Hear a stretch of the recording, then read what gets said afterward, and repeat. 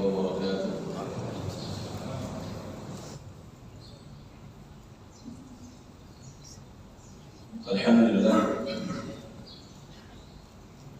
الحمد لله الذي أرسل رسوله بالهدى ودين الحق ليظهر على دين كله وكفى بالله شهيدا.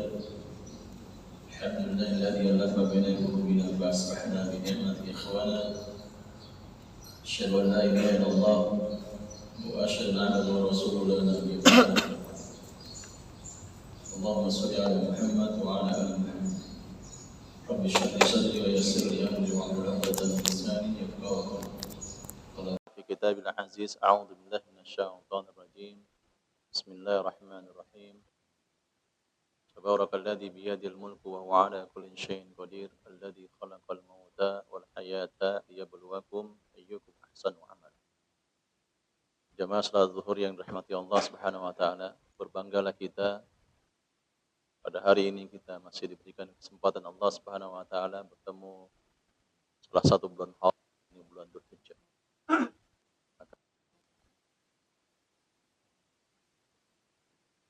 Menguatkan Allah Subhanahu wa taala dengan zikir kepada Allah, bertasbih kepada Allah, bersyukur kepada Allah. Semakin kuat keimanan kita kepada Allah Subhanahu wa taala, semakin kita mengenal Allah Subhanahu wa taala. Dan juga kita berselawat pada kedua sunnah kita, suri dan kita Nabi Muhammad sallallahu alaihi wasallam, serta keluarganya, para sahabatnya dan juga mereka yang selalu berusaha istiqamah mengikuti jejak-jejak Rasulullah sallallahu alaihi wasallam sampai hari kiamat nanti. Jamaah salat zuhur Masjid Asy-Syifa yang dirahmati Allah Subhanahu wa taala, di kultum zuhur yang sangat singkat ini, namanya juga kultum, kan kajian. Izinkan saya untuk berbagi, untuk menguatkan keimanan kita kepada Allah Subhanahu wa taala, menguatkan ketaatan kita kepada Allah Subhanahu wa taala. Kisah yang menarik yang tentunya ini sangat masyhur, sangat populer di tengah-tengah kita. Diulas oleh para guru-guru kita, dikaji oleh guru-guru kita, oleh masyayikh kita. Dan kisah ini termaktub dalam hadis Rasulullah SAW yang diriwayatkan oleh Imam Muslim. Yang menarik adalah di penghujung hadis ini seorang anak yang mengatakan kepada ibunya, mengatakan, "Ya ummi, fasbir fa innaka bil haq." Beliau menyampaikan kepada ibunya, "Ya ummi isbiri fa innaki 'alal haq." Wahai ibuku, bersabarlah, sungguhnya engkau dalam kebenaran. Kebenaran yaitu adalah kebenaran dari Allah Subhanahu wa taala. Kisah ini adalah berawal dari seorang pemuda, seorang gulam yang di wilayahnya, tanah kelahirannya ada raja dan penyihir yang luar biasa secara kapasitas, kapabilitasnya, keilmuan sihirnya, yang menganggap bahwa tidak ada yang bisa menandingi orang-orang itu. Yang menandingi orang sihir itu yang bisa jadi adalah dia seorang yang dianggap petuah. Ya. Petuah dianggap sebagai seorang alim.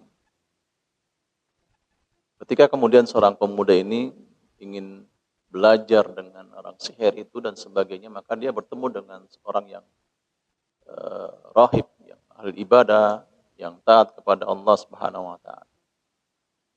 Mempelajari bagaimana petuah-petuahnya, mempelajari bagaimana keilmuan, keyakinan kepada Allah Subhanahu wa taala bahwa Allah wahdah, bahwa Allah adalah satu. Bahwa Allah lah yang mengatur alam semesta. Bahwa Allah yang menciptakan langit dan bumi. Allah yang mematikan makhluknya, manusia. Maka singkat cerita, ketika seorang anak ini kemudian pemuda ini dididik oleh rohib ini yang sangat luar biasa, penanaman keyakinannya, Maka terdengarlah dari seorang raja bahwa Gulam ini, pemuda ini sangat hebat yang luar biasa. Namun sebelumnya Gulam itu ketika dia kemudian berjalan itu, ya, maka bertemu dengan binatang buas, ya, sehingga dia berkata kepada Allah Subhanahu Wa Taala, kalau memang perkataan rahib itu benar dan ini bisa menandingi orang-orang sihir dan sebagainya, maka berikanlah itu. Apa yang terjadi ketika kemudian pemuda itu melempar batu, maka binatang buas itu dikalahkan oleh Al-Gulam ini. Ketika seorang raja itu mendengar bahwa Gulam pemuda ini bisa menyembuhkan penyakit yang luar biasa dan sebagainya, ya, sehingga kemudian juga mengajak Gulam ini, pemuda ini untuk kembali kepada agamanya. Dia tidak mau dan sebagainya. Dia mengatakan yang menyembuhkan itu bukan saya, tapi kalau yang menyembuhkan adalah Rabb, Tuhan semesta alam. Tuhan yang menciptakan langit dan bumi. Sehingga seorang raja ini sangat luar biasa dengan dalilnya, dengan argumentasinya begitu marahnya. Maka mengatakan irji, kembalilah dengan agama, irji andinik. Maka kembali dengan agama, artinya kembali kepada nenek moyang. Ya, memahami bagaimana tentang tahayul dan sebagainya, khurafat, kembalilah. Irji andinik. Ya, karena mengatakan bahwa yang menyembuhkan itu bukan saya, tapi adalah Rabb. Singkat cerita, maka raja itu sangat luar biasa, marahnya sangat luar biasa, sehingga kemudian ingin membunuh pemuda ini. Yang dia meminta sebelum dia dibunuhnya, dihukumnya dan sebagainya, dia meminta raja itu, ya, agar dia menyebut dengan Bismi Rabbikil Gulam. Artinya menyebut dengan nama Rabbnya Gulam ini. Rabbnya pemuda ini. Di tengah-tengah manusia. Di tengah-tengah rakyatnya luar biasa. Apa yang terjadi? Ketika kemudian dihantamnya pelapis ini, ya, dihantam pelapisnya dengan sesuatu alatnya, dengan mengucapkan raja itu adalah Bismi Rabbikal Gulam, dengan namanya didengar di tengah-tengah masyarakat, rakyat gitu, didengar semuanya, Bismi Rabbikal Gulam, didengar semuanya. Apa yang terjadi? Maka qad amanun nas, maka kemudian rakyat itu adalah beriman kepada Allah Subhanahu wa taala. Hatta qila, sampai kemudian dikatakan dari seorang yang berada, rakyat itu mengatakan, hadza ma hadara, inilah yang kau khawatirkan. Qad amanan nas, inilah yang kau khawatirkan, ya, bahwa rakyatmu akan beriman kepada Allah, beriman kepada semesta, Rabb semesta alam. Ini yang dikhawatirkan. Dan ini terjadi, kata rakyat ini terjadi. Begitu marahnya luar biasa rajanya. Luar biasa rajanya. Sehingga kemudian dibuatlah parit yang akan membunuh, mengkuburkan hidup-hidupnya. Rakyatnya dikuburkan hidup-hidupnya. Dibuat parit luar biasa, dicemplungkan semuanya rakyatnya. Sebelum kemudian rakyat itu mencemplungkan, tapi rakyat itu adalah melompat dengan sendirinya. Dia tidak mau beriman kepada raja tersebut, tapi dia beriman dengan Rabbnya Gulam, yaitu adalah Rabbus Samawati, yaitu Allah Subhanahu wa taala. Dia menyemplungkan, dia lari, kemudian dia melompat parit itu dengan sendirinya. Dia tahu bahwa raja itu akan membunuhnya, menguburkan hidup-hidupnya. Namun yang menariknya adalah ada seorang ibu yang dia membawa anak kecil. Ibunya ragu-ragu, mau nyemplung apa kagak, ingin melompat apa kagak dengan parit itu. Sehingga barulah kemudian diyakini oleh anaknya, ya ummi isbiri, fa innaki al-haq. Di pengunjung hadis ini sangat luar biasa. Seorang anak ini menguatkan seorang ibunya. Ya ummi, wahai ibuku, isbiri, sabarlah. Fa innaka al-haq. Maka sungguhnya, ya, engkau berada dalam kebenaran. Jamaah salat zuhur yang ta'ala, apa yang kita petik dalam kisah ini? Yang pertama adalah seorang yang kemudian kita yang patuh dengan syariah, patuh dengan ketetapan Allah Subhanahu wa taala, maka ini akan mengalami kemenangan yang sangat nyata. Sebagaimana adalah Allah Subhanahu wa taala mengatakan, faulaikal faizun. Kemenangan itu bukan hanya kemenangan yang disebabkan adalah tentang peperangan, bukan. Tapi kita pemenangan dalam dunia, mengalahkan syahwat, mengalahkan orang-orang zalim, kemenangan bahwa dengan kejahiliah kita, kemenangan dengan akal sehat kita dan sebagainya. Itu yang pertama. Bahkan yang kedua, dalam surat An-Nur mengatakan fa in tuti'uhu tahtadu. Kalau kalian taat kepada Allah dan Rasul, tahtadu, maka niscaya kalian akan diberikan petunjuk Allah Subhanahu wa taala. Kenyataan pada hari ini, realita pada hari ini adalah doa-doa orang-orang yang beriman kepada Allah Subhanahu wa taala atas ibu kita.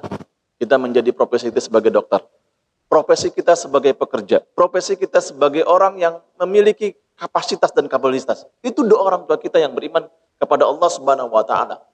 Sehingga orang tua kita menginginkan bahwa kehidupan kita ini adalah dibingkai dengan petunjuk Allah Subhanahu wa taala. Bayangkan, ini 2 tahun yang lalu, tahun 2022, kita dinyangkan seorang yang bukan dia pejabat, seorang dia bukan pengusaha, bukan pembisnis, tapi namanya tercantum sebagai pengkurban. Tahun 2022. Seorang itu bukan pejabat, bukan pula pengemis, bukan juga adalah dari orang politikus, bukan juga pengusaha. Dia hanya orang yang memungut barang-barang rongsokan, memungut pemulung di usia 85 tahun. Dia bisa mengorbankan jiwanya, hartanya untuk Allah Subhanahu wa taala di hari Yaumun Nahar dengan seekor sapi yang harganya tidak main-main. Harganya adalah 22 juta rupiah. Seorang nenek dari Jawa Tengah, dari Kendal. 15 tahun dia menyisihkan rezekinya untuk berkorban kepada Allah Subhanahu wa taala, dan dia saving ya kepada cucunya untuk dia bisa namanya sebagai pekurban. Orang yang kemudian ketulusannya dia kenal kepada Allah Subhanahu wa taala, dia akan mengorbankan dirinya. Itulah petunjuk Allah Subhanahu wa taala. Sehebat apapun kita membesarkan anak kita, sehebat apapun kita adalah memasukkan anak kita di perguruan tinggi yang ternama, yang masyhur, yang kemudian punya peringkat 1, 2, 3 dunia, tapi tanpa hidayah Allah Subhanahu wa taala, maka anak kita adalah bukan menjadi penolong nanti di yaumul akhir nanti. Bukan. Tapi adalah amal kita. Maka dalam kisah ini adalah menjadi sebuah pelajaran bagi kita. Sesibuk apapun kita sebagai ayah, sebagai rumah tangga, sebagai profesi, sebagai leader di kantor kita, sesibuk apapun kita, tanamkan kepada keluarga kita, kenalkan mereka kepada Allah Subhanahu wa taala. Karena watilkal ayyam nudawiluha. Pada hari ini kita adalah orang yang hebat, memiliki gelar-gelar. Pada hari ini kita hebat, memiliki fasilitas yang canggih. Pada hari ini kita bisa mengajak anak-anak kita adalah makan yang enak dan luar biasa. Tapi tidak ada jaminan nanti esok, lusa dan sebagainya adalah kita menjadi orang yang hebat. Tapi kalau kemudian mereka adalah mengenal Allah yang dalam, maka mereka adalah orang-orang yang hebat. Yang ketiga adalah kita sering mendengar para khutbah, para khatib mengatakan, ya ayyuhalladzina amanu wa la tamutunna illa wa antum muslimun. Ittaqullaha, bertakwalah kalian, wa la tamutunna illa wa antum muslimun. Janganlah kalian wafat kecuali dalam kondisi menyerahkan diri kepada Allah Subhanahu wa taala. Ini dibuktikan. Seorang anak yang dia ingin mati adalah menyerahkan diri kepada Allah Subhanahu wa taala, dia kemudian menguatkan keimanan ibunya kepada Allah Subhanahu wa taala. Kita berbicara tentang bagaimana perjuangannya pahlawan kita. Bagaimana perjuangannya pahlawan kita dengan tetes darah terakhir. Ini adalah untuk kita. Iya, makanya kalau kita bicara tentang fikih kan awalnya bab toharah, baru kemudian bab nikah, bab lain-lain. Baru di ujung awal bab itu kita dikenangannya bab al-jihadu fisabilillah. Bukan berarti kita orang yang frontal mengatakan harus perang, enggak, bukan. Tapi ini prosesnya panjang, baru bab toharoh dulu, bab sholat dulu, bab jamaah qashar dan sebagainya, baru di awalnya bab jihad fisabilillah. Kenapa demikian? Karena puncaknya agama itu adalah al-jihad fisabilillah. Bukan perang, bukan yang berbicara adalah kita inginkan bom bunuh diri, bukan itu kesalahan makna yang salah. Tapi yang menarik adalah dalam hadis Rasulullah mengatakan melam yanwi, barang siapa yang belum meniatkan dalam hidupnya untuk berjihad SWT famata, maka dia akan matinya dalam kondisi jahili. Jihad itu banyak.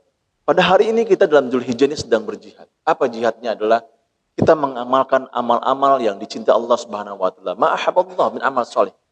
Ya, kecuali adalah hiratul qadam, kecuali kita mengalirkan darah, yaitu adalah berkorban. Tanggal 9 Arafah, mereka para saudara kita yang sedang berjihad wukuf di Arafah, dan kita adalah untuk puasa di Arafah. Namun sementara kita pada hari ini tentunya kita mengalami perbedaan sangat luar biasa. Cukuplah kita berpuasa tanggal 9 Dzulhijjah. Ini perbedaan kalangan para ulama. Maka yang terpenting tentunya dari kisah ini yang diriwayatkan oleh Rasulullah SAW dalam hadis Imam Muslim ini, maka hendaklah kita untuk senantiasa kita terus mengenal siapa Tuhan kita, siapa Allah, maka semakin yakin adalah bahwa kebahagiaan itu, keriduan itu kita akan rasakan sampai menjelang kematian kita. Allahumma shawab, mudah-mudahan bermanfaat. Assalamualaikum warahmatullahi wabarakatuh.